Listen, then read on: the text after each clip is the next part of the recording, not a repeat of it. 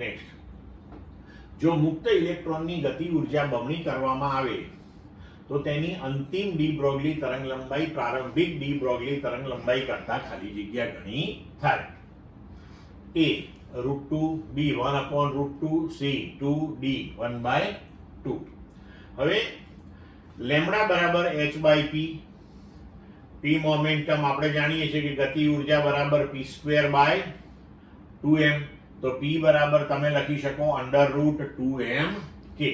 તો અહીંયા આપણે લખ્યું લેમ્બડા બરાબર h/√2m k.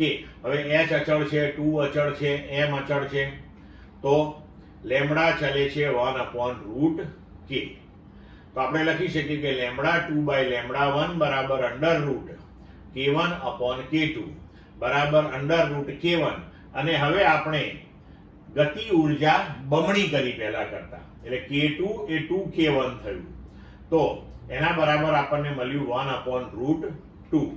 તો λ2 બરાબર 1/√2 λ1 થયું, તો 1/√2 ગણું થયું, મતલબ કે આપણો વિકલ્પ થશે બી.